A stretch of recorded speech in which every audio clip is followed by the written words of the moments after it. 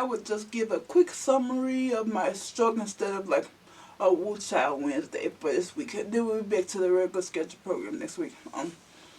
So let's see. February the 6th of last year, I had a stroke.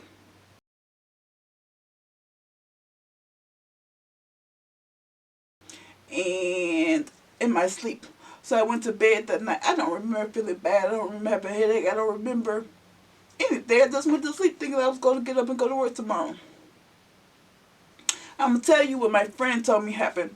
I don't remember. But he said, I never showed up to work. And so my colleagues were concerned.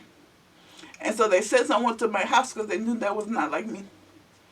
And he said he came over here and the house was all locked up for the night before. But my car was in the garage. And he didn't want to break into my house because he didn't want to be a black man breaking into a house in this neighborhood. So he called the sheriff. The sheriff came and the sheriff broke into my house, where they found me in my bedroom with my dog. Now my dog was going crazy. The sheriff called the paramedics. And they called my mom and they called everybody. And my cousin came over. My mom called my cousin, he came over.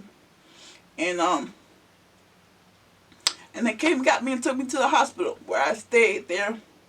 And I was in a coma until the end of June. So when I woke up in June, I was very confused. I was like, I thought it was May the 7th. I thought it was the next day. I didn't know what was going on. And my mom had to explain everything to me. I enjoyed my hospital stay. Being in the hospital is not fun. Would I want to do it again? Probably not. But I don't know if that's not a slight at them as a hospital. That's just hospitals in general. I would rather not.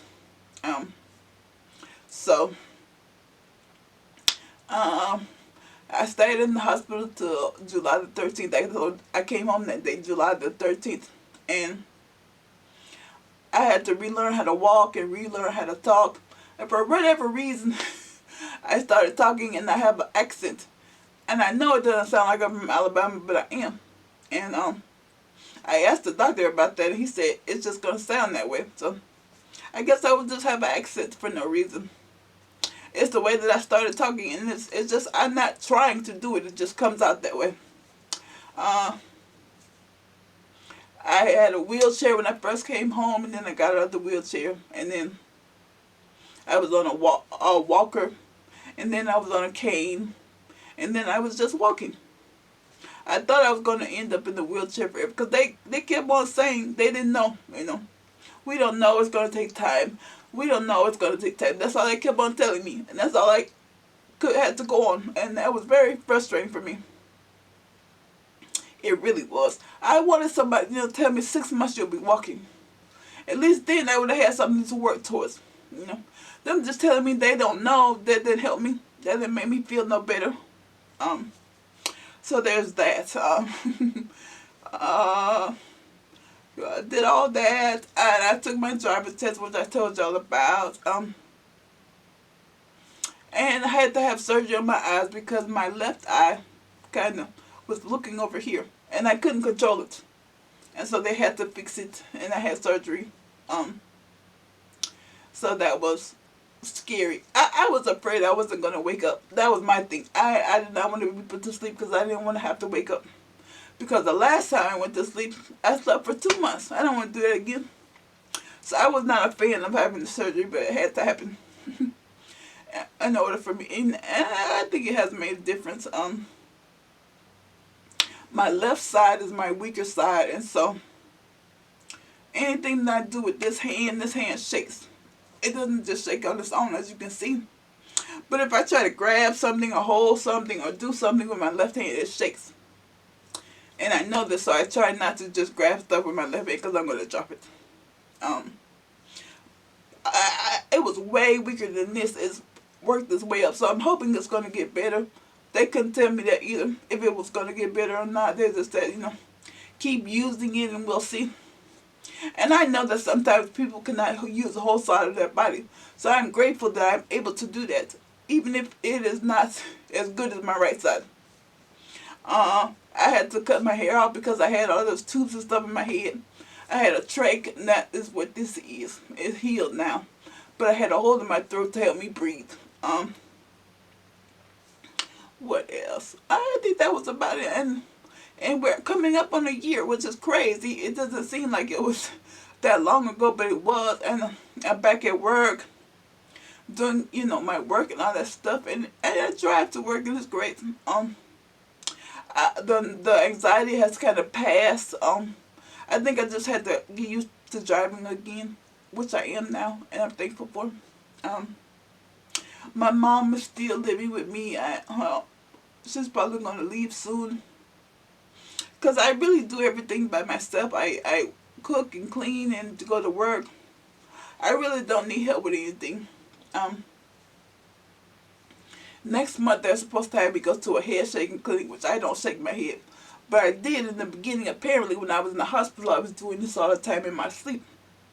So they put me in the head shaking clinic. But I don't have any head shaking since I've been away, so I don't know how much I'm going to be able to be of use to them. I can't help them figure out too much because I don't shake my head.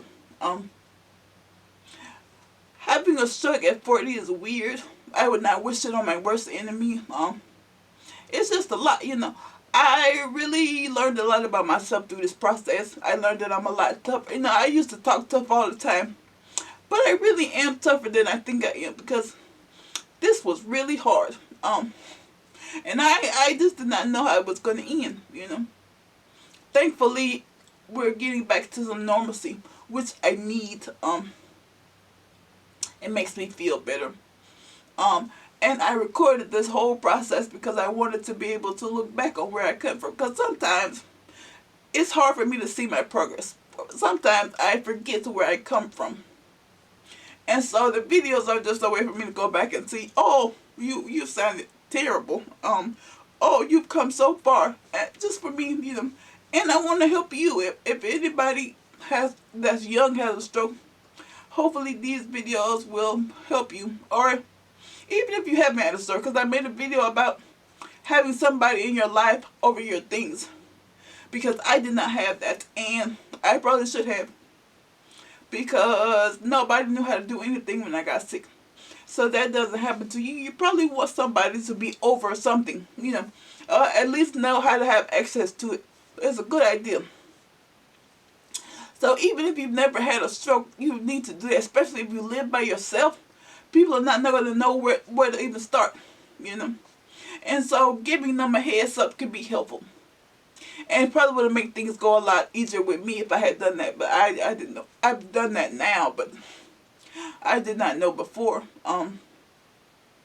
My brothers came to visit me. A lot of people came to visit. A lot of my high school friends came to visit me. That was nice. A lot of my college friends.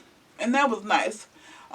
And you never know, when you get sick like this, you don't know how people are going to treat you. Or my clients were really glad to see me. They were worried about me.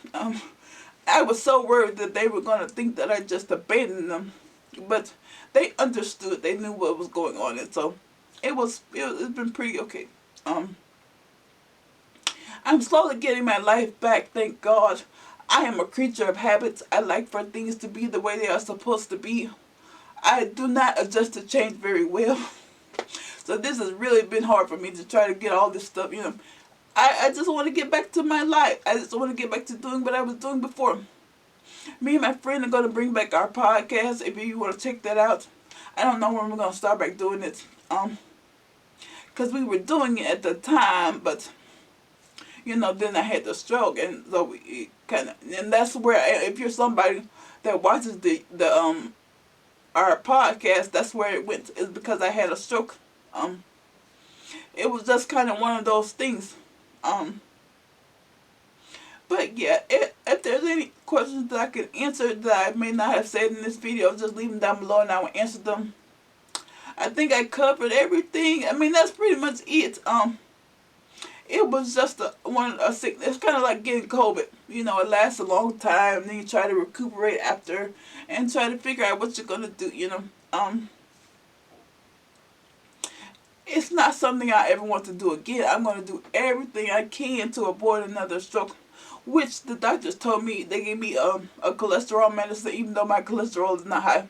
And I have to take a baby aspirin every day just to keep my in case, because I had a ischemic stroke, which is where a blood clot gets loose and then it just goes around and stops the blood flow somewhere.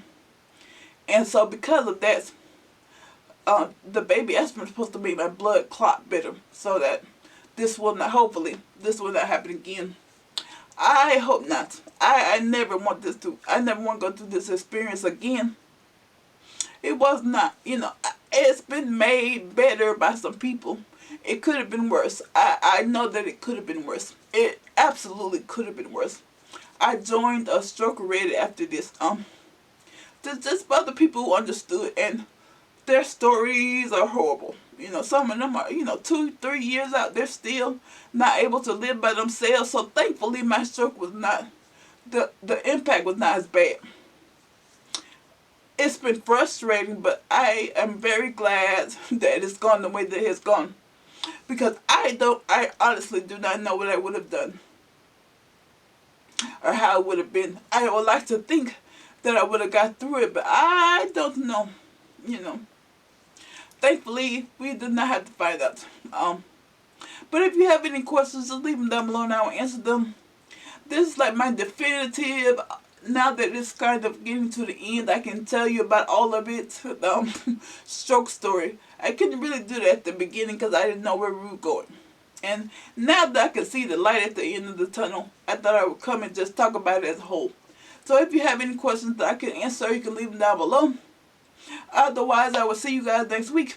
And we will be back to the Wu Tao Wednesdays. Bye-bye.